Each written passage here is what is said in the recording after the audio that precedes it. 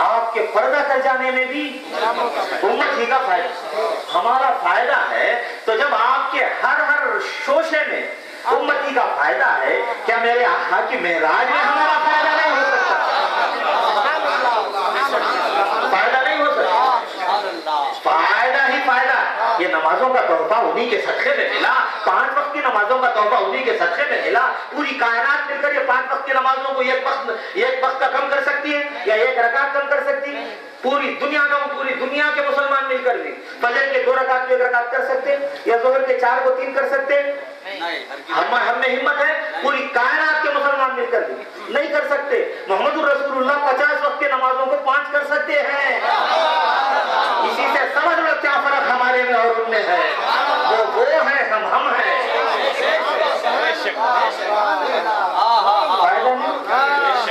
لیکن 5 وقت کی نمازیں تو کم کرواتے، ثواب کم کرواتے نہیں۔ جو من جاء بالحسنۃ فلہ عشر امثالھا، جو ایک نیک کام کرے گا اللہ کی طرف سے 10، 1 وقت کی نماز پڑھے تو 10 کا ثواب، 5 وقت کی پڑھے تو 50 کا ثواب، انہی کا اعلان۔ ایسا نبی ہے ہمارا، بوجھ تو کم کرواتا ہے، ثواب کم نہیں کرواتا۔ امت سے یرید اللہ یخفف عنکم، مولا تعالیٰ فرماتے ہیں کہ امت محمدی، اللہ تمہارے بوجھ کو ہلکا کرنا چاہتا ہے۔ تو حضور پاک صلی اللہ علیہ وسلم، اتنی باتوں سے کچھ سمجھ میں آیا حضور کی معراج سننے سنانے سے ہمارا فائدہ ہے یا نہیں؟ چلو اب کیا ہے معراج سنیں گے، تیار ہیں آپ؟ اور ایک بات بھی سن لیں، اس کے بعد یہ معراج کیوں کروائی مولا نے یہ بھی ایک جان لیں گے، اس کے بعد جو ہے کچھ بات سمجھ میں آئے۔ کیونکہ خدا کا فعل الحکیم لا یخلو عن الحکمہ، حکیم کسے کہتے ہیں کہ اس کا کوئی کام حکمت سے خالی نہیں ہوتا۔ شاید آپ کو میری باتیں بور معلوم ہو رہی ہیں، 3-4 کو تو سمجھ میں آ رہا ہے، میں تو سارے مسلمان سے تکبیر، اللہ اکبر، رسالت، شان معراج النبی، اہل سنت، علی شاہ قبلہ۔ عرض کر رہا تھا کہ فعل الحکیم لا یخلو عن الحکمہ، حکیم کا کوئی کام حکمت سے خالی نہیں ہوتا۔ کوئی کام حکیم جو ہوتا ہے وہ جو بھی کرے اس میں ضرور حکمت پوشیدہ ہوتی ہے۔ بیکار کوئی کام کرتا ہے، اللہ نے کسی کو بیکار پیدا نہیں کیا، کسی کو بھی۔ ربنا ما خلقت ھذا باطلا، اے ہمارے پالنے والے، عقل مند یہ بولے گا، بیوقوف کی بات نہیں بتائی یہاں کیا ان فی خلق السماوات والارض واختلاف اللیل والنہار لآیات لأولی الالباب، بے شک آسمان کے پیدا کرنے میں، زمین کے پیدا کرنے میں، رات دن کے رد و بدل میں عقل مندوں کے لیے نشانیاں ہی نشانیاں، عقل والوں کے لیے۔ بیوقوفوں کی بات یہاں نہیں، دانش مندوں کی بات کی۔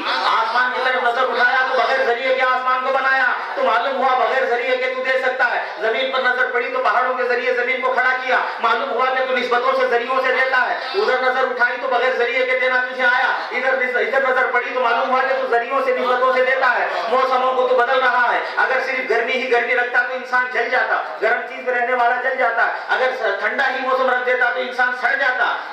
جسے سڑانا بھی نہیں ہے، جلانا بھی نہیں ہے، آباد رکھنا۔ موسموں کو بدل رہا ہے۔ عقل مندوں کے لیے نشانیاں ہی نشانیاں۔ عقل مندوں کی 2 شانیں ہیں، ایک کیا کہ دن اٹھے بیٹھے لیٹے ہر حال میں اللہ کی یاد کرتے، اور اللہ نے آسمان و زمین کی خلقت میں جو خدا نے پیدا کیا اس میں غور و فکر کرتے، کرنے کے بعد نتیجہ یہ نکلتا ہے ربنا ما خلقت ھذا باطلا، اے ہمارے پالنے والے، تو نے کسی کو بھی بیکار پیدا نہیں کیا، شیطان کو بھی، شیطان کو بھی نے قیامت تک کی حیات دے کر رکھا نا، وہ تو ذرا ویسٹ نہ پورے مسلمانوں کو پریشان کرتا رہتا، اسے کہیں کو ویسٹ رکھا، نعوذ باللہ، یہ نہیں بولتا عقل مند، کیا کہتا؟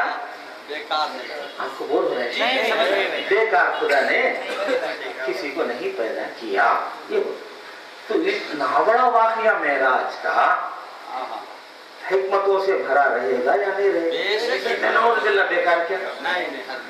اگر صرف حکمتیں گننے کے لیے بیٹھ جائیں تو رات بس نہیں، وہ بھی کس کی حکمت ہے؟ حکیم، اس کی حکمت ہے، رات بس نہیں۔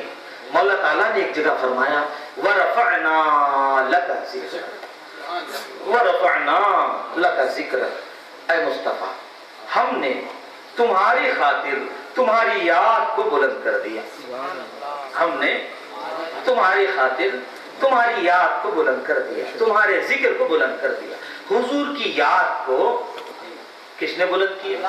अल्लाह ने बुलंद किया, हुजूर ने बुलंद किया। हुजूर के जिक्र को बुलंद करने की जिम्मेदारी किसने ली? अल्लाह ने ली। वरफ़अना लका ज़िक्रक का है साया तुझ पर, वरफ़अना लका ज़िक्रक का है साया तुझ पर। जिक्र है ऊंचा तेरा, बोल है बाला तेरा, फर्श वाले तेरी शौकत का उलू क्या जाने, खुसरवा अर्श पे उठता है फरेरा तेरा। वरफ़अना लका ज़िक्रक, हमने तुम्हारी खातिर तुम्हारी याद को बुलंद कर दी। बुलंद करने वाला कौन? एक बच्चा बुलंद करे तो वो बुलंदी का अंदाजा मालूम, एक जवान बुलंद करे तो वो बुलंदी का अंदाजा मालूम, स्टेज पर बैठने वाला किसी चीज को बुलंद करे तो बुलंदी का अंदाजा मालूम, लेकिन नबी के जिक्र को बुलंद करने वाला कौन? अल्लाह बुलंद करे तो खुदा ही जानता है कि नबी का जिक्र कितना बुलंद हुआ। बुलंद करने वाले ने अपने आप को बड़ा बुलंद बताया, अपने आप को अजीम बताया, तो अब उसने नबी के जिक्र को कितना बुलंद किया होगा वो ही बेहतर जाने। वरफ़अना लका ज़िक्रक, हमने तुम्हारे खातिर तुम्हारी याद को बुलंद कर दिया, तुम्हारे जिक्र को बुलंद कर दिया। हुजूर पाक सल्लल्लाहु अलैहि वसल्लम का तज़किरा इतना बुलंद है कि खुदा उसे बुलंद करता है, तो फिर जात की बुलंदी का आलम क्या होगा? जात की बुलंदी का आलम क्या होगा? नबी जिक्र मरफू है तो फिर जात का आलम क्या होगा? जिक्र इतना बुलंद है तो फिर जात का आलम क्या होगा? वो बताने के लिए मौला ने मेराज करवाई कि देखो जिनका जिक्र इतना बुलंद है उनकी जात की बुलंदी का आलम यह है कि अर्श आला भी उनकी जूतियों के नीचे निकल जाता है, जमीन तो जमीन, आसमां तो आसमां, अर्श आला भी उनकी जूतियों के नीचे निकल जाता है। ये उनकी जात की बुलंदी है।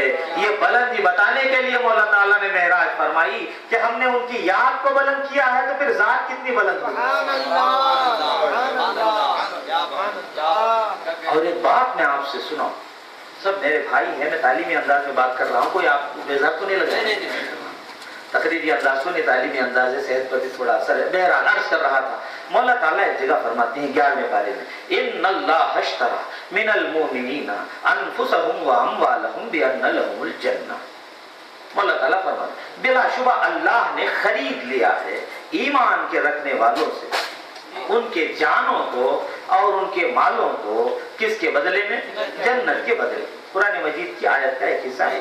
बिलाशुबा अल्लाह ने खरीद लिया ईमान वालों से उनके जानों को, उनके मालों को जन्नत के बदले, मोमिनों के, यानी मोमिनों से मौला ताला एक व्यापार कर रहे हैं, खरीदो फरोख्त कर रहे हैं। जन्नत के बदले मोमिन की जान को खरीद रहे हैं, माल को खरीद रहे हैं।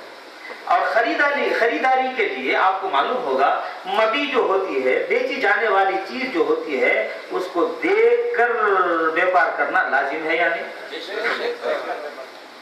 देखकर व्यापार करना जरूरी।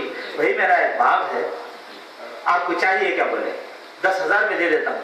कहाँ है? बोले बम्बई में है मेरा एक बाग, ले लेते क्या? बोले अच्छा 10,000 देखो बैठ जाएंगे। क्या बोलेंगे? पर चलो जरा देखो आ जाएंगे। बाग देखेंगे, उसके बाद बैग ठीक होती, व्यापार ठीक होता नहीं क्या मेरे भाई? चीज को देखे बगैर व्यापार नहीं होता। अगर व्यापार हो भी जाए तो व्यापार रद्द हो सकता है, फासिद हो सकता है, हो सकता है। अब यहाँ परवरदिगारे आलम आपको बोल रहा है, परवरदिगारे आलम क्या, मैं मेराज से बाहर नहीं हूँ, मेराज की हिम्मतें सुना रहा हूँ। क्या अर्ज कर रहा था? अब ये व्यापार कर रहे हैं मौला ताला मोमिनों से, जानो माल को ले रहे हैं, किसके बदले? वो मोमिनों ने देखा नहीं। जन्नत को आपने देखा? मैंने भी देखा। जन्नत को हमने व्यापार कहां तक दुरुस्त हो सकता है? कल रोज क़यामत शैतान ये सवाल कर सकता है मौला ताला से, मौला ताला ये व्यापार जो मोमिनों से तूने किया, जानो माल को खरीद लिया जन्नत के बदले, तो उन्होंने जन्नत को देखा नहीं, व्यापार कहां तक दुरुस्त हुआ? देखना जरूरी है कि नहीं? हाँ, मैं जाके देखूंगा। हमारे करामा शाह साहब जो है एक बाग बेचे, बाग देना चाहते हैं, मैं खरीदना चाहता हूँ, मैं जाके देखूंगा। या नहीं बोले तो मेरी जमानत मुख्तार को भेजूंगा, जा बेटा जाके बाग देख के आओ। तो मेरी जमानत में किसी मेरे या मेरे बुजुर्ग को भेजूंगा, जा देखिए आप, बेहतर है तो आप बोलते हैं तो मैं कबूल कर लेता हूँ। तो जमीन बनाकर भेजता हूँ तो भी व्यापार जायज हो जाता है। या दूसरा मैं खुद देखूँ तो भी।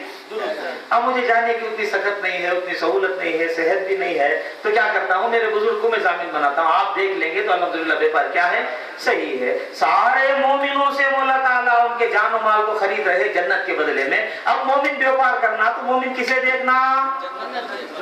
हाँ, एक दो को समझ में आ रहा है, जन्नत को देखना, व्यापार तभी दुरुस्त होगा। जन्नत को देखना, मोमिन ने देखा नहीं, मोमिन ने देखा नहीं, मोमिन ने। फिर मौला ताला कैसा व्यापार कर रहे हैं? इधर नबी को मेराज में बुलाकर सौद दिखा दिया। फिर मौला ताला कैसा व्यापार कर रहे हैं? इधर नबी को मेराज में बुलाकर सौद दिखा दिया। देखो ये सब चीजें हैं। नबी